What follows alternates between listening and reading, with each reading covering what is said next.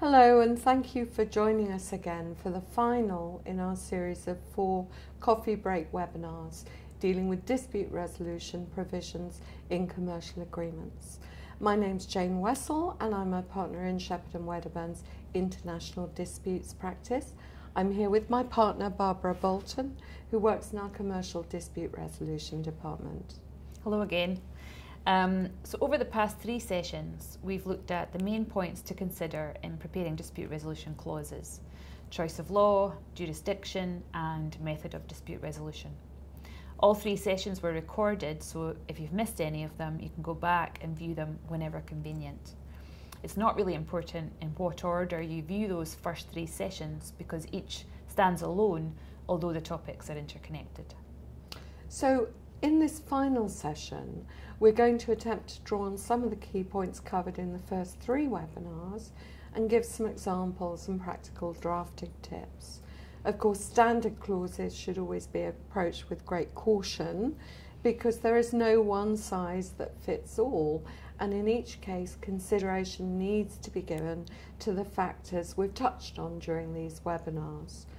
While we can cover some of the key points on a high level in these sessions, please bear in mind that every contract is different. So each particular case is very fact-driven and will also depend on the negotiating power of the parties. If there's a particular scenario you'd like us to have a look at for you and give some advice on, either Barbara or I would be very happy to talk them through with you. So please get in touch. Our contact details are shown on the screen. So in our first session, we looked at some of the issues arising when considering which law to apply to the substance of the agreement. We highlighted the importance of considering the types of disputes that would likely arise and the way the chosen law would apply to those disputes. It can be very difficult in practice to predict that, and it's often not going to be possible to foresee just how that might play out. This came up in an interesting way in a case that we handled in Scotland, where the parties were based in England, but the contract at issue was subject to the law of Scotland, and proceedings were raised in Scotland, as the defender had a place of business here. If English law had applied, the decision would very likely have gone against our client, leaving them exposed to a potential liability of over £10 million, whereas, because Scots law applied, we were able to identify a complete solution to the issue, peculiar to Scots law, and we had the case against our client dismissed. The success in that court case led to the withdrawal of similar claims against our client, amounting to over £50 million. But does that mean that our client's agreements should all be made subject to Scots law? Well, no, because there's not any guarantee that Scots law is going to produce a favourable outcome over English law for that client in all of their potential disputes. It might be impossible to predict all potential disputes and assess whether one national law or another is going to be more favourable. On the other hand, if a party regularly enters into agreements of a certain type, and if certain types of disputes arise fairly commonly, then it could well be worthwhile to carry out an assessment of the likely outcomes under different laws. Of course, that's only going to be worthwhile if that party also has the leverage to dictate the applicable law, or if they think they can persuade the other parties to agree to that. In our second session, we looked at the most important factors in drafting the jurisdiction clause in an agreement, such as home court advantage and familiarity with the procedural rules. We recommended during that session that if at all possible, parties to a commercial agreement should agree on an exclusive jurisdiction so that they have certainty of where any dispute will be decided between them, in order to eliminate the risk of uncertainty and to avoid the possibility of competing claims in different jurisdictions. We think it's worthwhile looking at this in a little more detail now. The whole purpose of the exclusive jurisdiction clause is to ensure that courts in any other jurisdiction cannot consider the dispute, and to make it very clear that if a party commences proceedings in any other jurisdiction, the court in that jurisdiction ought to defer to the chosen jurisdiction. when you're drafting exclusive jurisdiction clauses, take a moment to have a look at Article 25 of the recast Brussels regulation. Under the original 2001 regulation, it was Article 23, which sets out the requirements for an enforceable choice of jurisdiction clause. Essentially, it must be in writing and be in clear terms. Things can be much more complicated where non-exclusive jurisdiction is agreed. In that case, the parties can bring a claim in either the nominated jurisdiction or in any other country which has jurisdiction under the general rules. The positive side of that is that it can allow a degree of flexibility after a dispute arises in terms of selecting the appropriate jurisdiction. However, it can also mean that the parties are in a race to raise proceedings in competing jurisdictions, which then leads to a dispute over which jurisdiction has primacy. That's right, and this becomes even more complicated where you have a one-way optional jurisdiction clause, meaning that only one of the parties has flexibility and the other is limited to a nominated jurisdiction. These agreements have been upheld as valid in some jurisdictions, but be very careful because others have held they're not valid. France is a prime example where these clauses are not held to be valid. However, their use can lead to a lot of complications even if they are regarded as valid, as it's not quite clear how they might be affected by the applicable international conventions. It's far better to agree on an exclusive jurisdiction, if at all possible. We also discussed in the second session the consideration that should be given to how the procedures of the chosen venue would apply to the types of disputes that might arise in relation to the particular agreement and the practicalities involved. So if we look again at the position as between England and Wales and Scotland, while the law and procedure in these two jurisdictions have a lot of similarities, there are some key differences that can have quite an impact on the way litigation proceeds. One obvious example is disclosure or discovery. In Scotland, there's no general requirement of disclosure. If one party wishes to procure documents from the other, they must apply to the court for an order, failing voluntary disclosure, and specify in their application the types of documents they're seeking, which must relate to the action and be necessary for making the claim more specific. This much more limited discovery process can significantly reduce the time taken to litigate and the costs involved when compared, for example, to litigation in England or in the US, where broad disclosure is the general rule. On the other hand, obtaining documents from the other side can be more challenging, and in some cases it may be necessary to obtain those documents. Another procedural difference to keep in mind is in terms of effective service of court documents. It's very common to see in English agreements an effective service clause, which specifies that service on a named third-party agent will constitute effective service. If one of the parties to the agreement is domiciled in Scotland, and so court papers would have to be served here, it should be noted that Scotland doesn't have process servers, and so the standard language will have to be modified. The Scottish rules on effective service are also distinct in that service is only effective if by recorded delivery or by sheriff officers or messengers at arms, who are our court officers, whereas in England and Wales, service by regular post is effective. That needs to be kept in mind in drafting relevant agreements, because if the service clauses don't marry with the procedural rules, if a dispute arises, service may have to be carried out in a way that is compliant with both the contractual provisions and the procedural rules. In our third session, we considered the selection of methods of dispute resolution. And in that session, we focused on the factors that parties should take into account in deciding on which particular methods to adopt for a particular agreement. We emphasised that the more simple and straightforward the clause is, the better in terms of certainty and avoiding preliminary disputes. At the same time, the parties should take care to ensure they're specific enough in the language they use in the contract to avoid any uncertainty. If arbitration is the selected method of dispute resolution, for example, then the standard clauses that are proposed by various institutions would be a very good place to start with the drafting. For example, the ICC model arbitration clause provides, quite simply, all disputes arising out of or in connection with the present contract shall be finally settled under the rules of arbitration of the ICC by one or more of the arbitrators, and there you should say whether it's one or three, appointed in accordance with the said rules.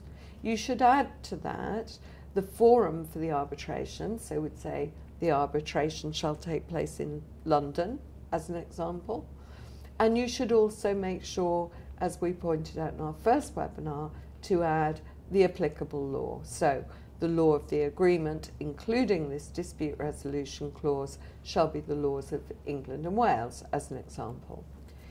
So this is succinct, but at the same time it includes all of the essential elements for an arbitration agreement. It makes it clear that arbitration is mandatory, not optional. Secondly, it applies to any dispute arising under the agreement. Thirdly, the applicable laws specified.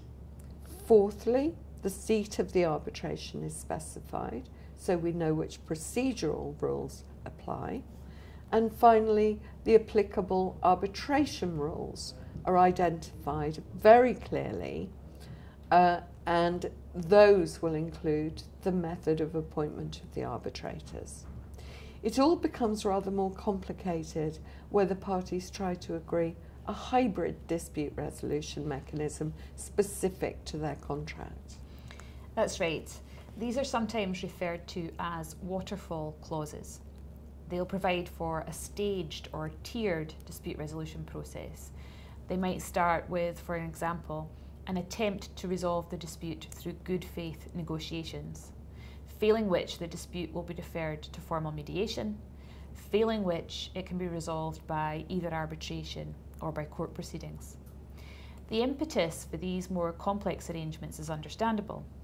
The parties want to structure a dispute resolution clause so to encourage a fast, less expensive resolution of any dispute which might arise, which may also allow them to continue with their commercial relationship. The problem is that the more complex the clause, the more room there is for uncertainty, and so for these preliminary disputes that we're trying to avoid.